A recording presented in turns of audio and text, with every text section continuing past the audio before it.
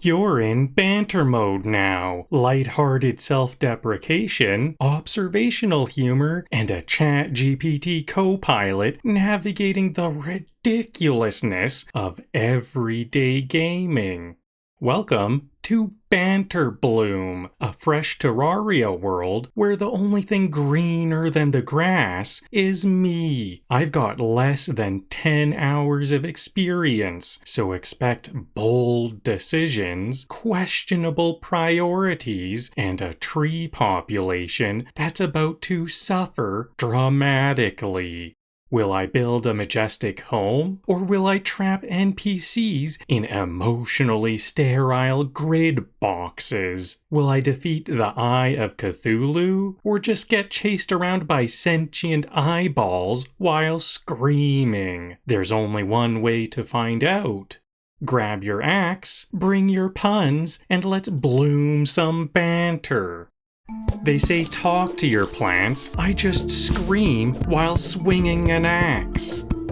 Sorry nature, I need housing material for my weird balloon guy. You ever notice how trees never fight back? Cowards. Chopping down trees in Terraria is the only time I feel taller than something. These trees are like my ex, tall, stubborn, and dropping acorns everywhere. The Dryad's gonna give me that look again, isn't she? I came, I saw, I deforested. I chop wood the way I live my life, aggressively and with very little planning. Call me the lumberjack of lag. These frames drop harder than these trees. Don't worry, I plant new trees. Someday, eventually, probably. If Minecraft Steve saw me right now, he'd just nod in respect. Remember, every tree I cut down prevents a squirrel uprising. Terraria trees, built Ford tough, fall like Jenga. Timber, or as I like to call it, vertical inventory management. If a tree falls in the forest and I collect it immediately, did it ever really fall? Tree, I'm 200 years old. Me, swings once, not anymore. This is what I call bark to basics survival. I'm just one axe away from a Forest Service citation. This forest was blocking my base's aesthetic. Sorry, forest. Welcome to the Airbnb for pixelated weirdos. It's not a prison if they choose to live here, probably. This hallway is long enough for me to regret all my design choices. My base is optimized for one thing, getting lost anyway. I call this the Gridlock Palace. Everyone fits, no one's happy. I make my NPCs live above one another because I crave drama. It's not minimalism, it's just me forgetting how furniture works. Yes, this is a luxury apartment complex, if you ignore the slimes. You get a room, and you get a room. Everybody gets a room, except the goblin tinkerer. This central shaft, it's for dramatic NPC entrances only. Nothing says home like square boxes and wooden platforms. If I had a gold coin for every platform in this shaft, I could afford actual architecture.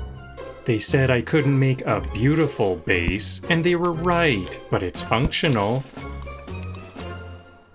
Building a grid of rooms because I like my chaos well organized. Building this base like I'm preparing for the HOA to inspect it. NPCs be like, oh wow, a chair and a torch. Truly I am home. This base is so symmetrical, even the mechanics shed a tear. My NPC housing motto, if it's square, it's fair. This base design was inspired by Tetris, but with less skill. Base construction tip, just wing it and say it's modular. They say don't dig straight down. I say don't be a coward. Welcome to the elevator to heck. No buttons, just consequences. If Dante had a pickaxe, he'd still be down here. This hole is my legacy. Please remember me as someone with no plan and too much free time. If I find a single gnome statue down here, I'm logging off. If I hit water, we're calling this a sewer and moving on. I call this hole the fast travel method for people who hate ladders. If I dig any deeper, I'm going to hit someone else's YouTube series. I'm not digging a hole, I'm reverse building a tower. Terraria teaches you that rock bottom is usually on fire. You know what this hole needs? An express lane and a lifeguard. This hole is so deep, I'm getting nosebleeds from altitude change.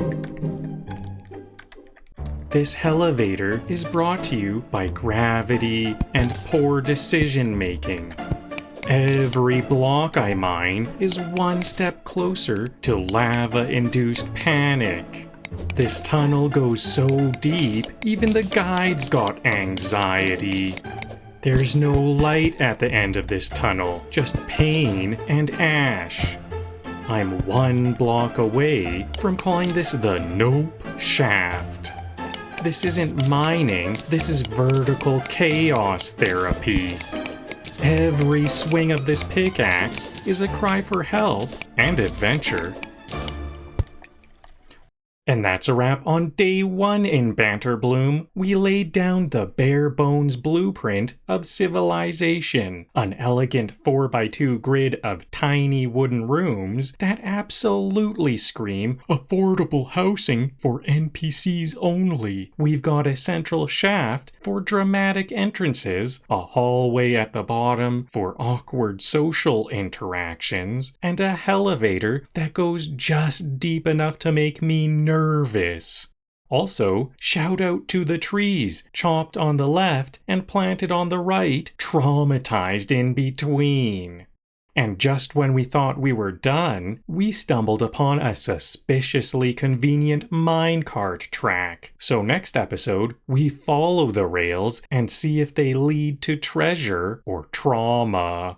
So if you had fun, drop a "lock the doors" in the comments to seal the red moon energy. And I'll see you next time for more chaos, comedy, and probably more aggressively symmetrical building decisions.